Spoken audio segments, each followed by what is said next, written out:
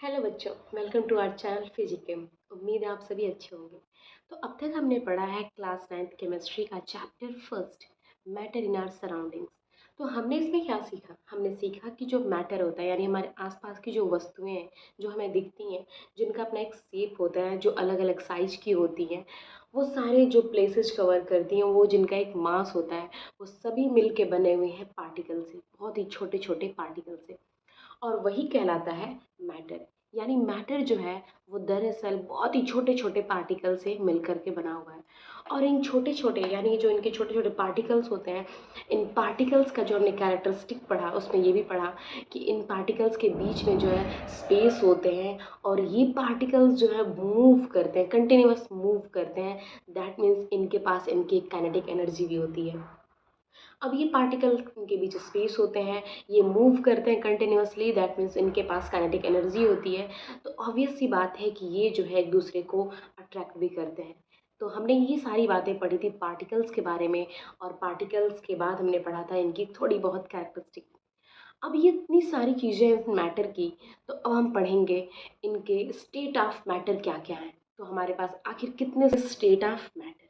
अब state of matter में क्या होता है कि हम जो मैटर हमने देखा, जिनके पार्टिकल्स के बारे में पढ़ा, जहाँ पे हमने बहुत सी चीज़ें समझी, उन्हीं मैटर के अब अलग अलग स्टेट हैं, सॉलिड, लिक्विड एंड गैस।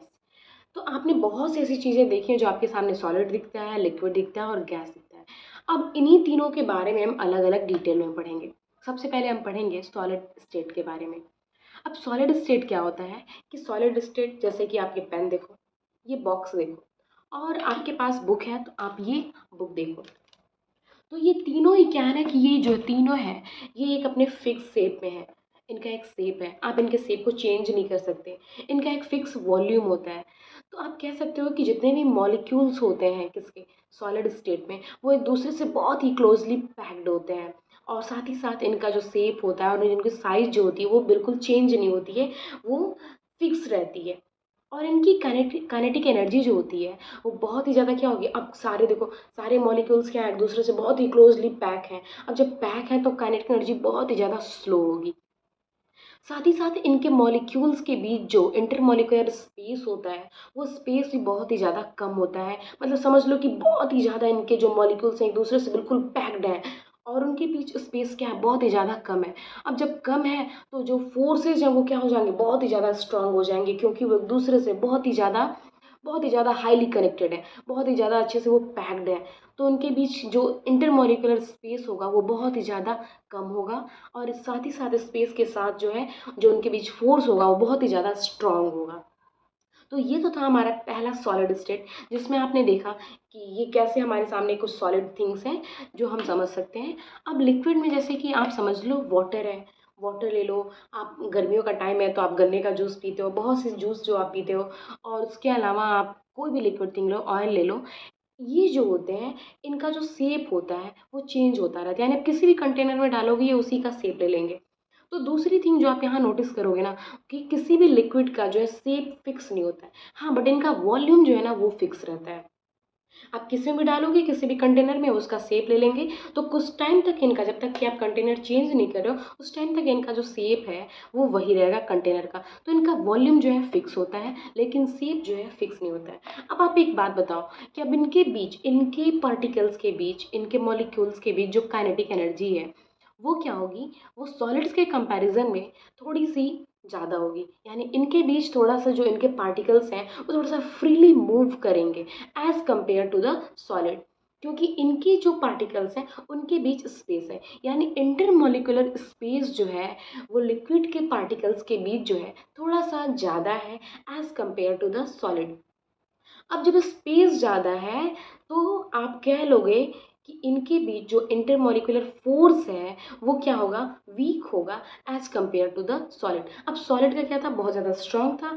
तो लिक्विड का क्या है, जो इंटरमॉलिक्यूलर फोर्स होगा वो थोड़ा सा वीक होगा as compare to the solid. तो साथ ही साथ आप कंपेयर करते चलेंगे इनके कैरेक्टरिस्टिक्स को। तो लिक्विड का क्या है, पहली थिंग कि इनका जो शेप होता है वो फिक्स नहीं होता है, बट इनका वॉल्यूम फिक्स होता है। नेक्स्ट थिंग, इनके बीच जो काइनेटिक एनर्जी होती है वो थोड़ी सी हाई होती है as compare to the solid state. साथ ही साथ इनके बीच जो इंटरमोलिकुलर स्पेस होता है वो भी थोड़ा सा ज़्यादा होता है as compare to the solid state. और साथ ही साथ इनके बीच इंटरमोलिकुलर फोर्स भी जो होता है वो वीक होता है as compare to the liquid state.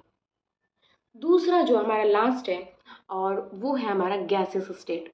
अब गैसेस स्टेट देखो, इनके जो पार्टिकल्स होते हैं ना, इनके बीच स्पेस जो है बहुत ही ज़्यादा हाई होता है, यानी इनके पार्टिकल्स जो है बहुत ही फ्रीली मूव करते रहते हैं। अब गैस समझ लो आपके आसपास, हम सांस ले रहे हैं, हम हवा हमारे सामने है, हवा में हम सांस लेते हैं, ऑक्सीजन लेते हैं, कार्बन डाइऑक्साइड, ये सारी क्या है, गैसें हैं। अब ये सारी गैसेज हैं, हमें नज़र नहीं आती हैं क्योंकि इनके पार्टिकल्स जो हैं, गैसेज के जो पार्टिकल्स होते हैं वो बहुत ही ज़्यादा फ्रीली होते हैं, बहुत ही ज़्यादा इनके बीच स्पेस जो है काफ़ी ज़्यादा होता है, फ्रीली मूव करते रहते हैं।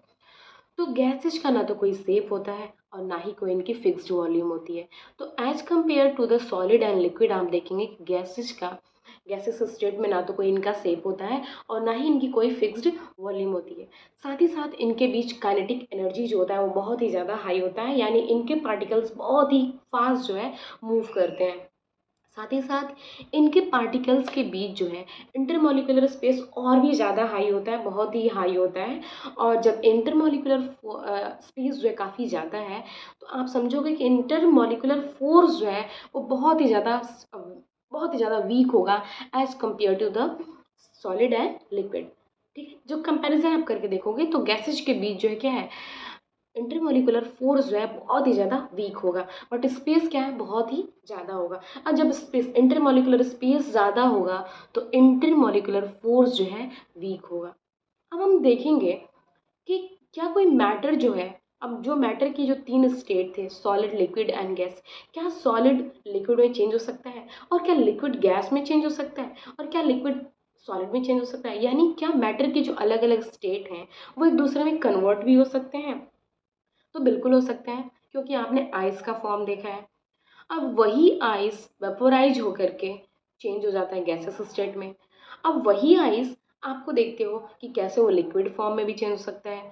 तो हाँ, मैटर का जो अलग अलग स्टेट है वो एक दूसरी फॉर्म में चेंज भी हो सकता है, इसको हम जल्दी समझेंगे।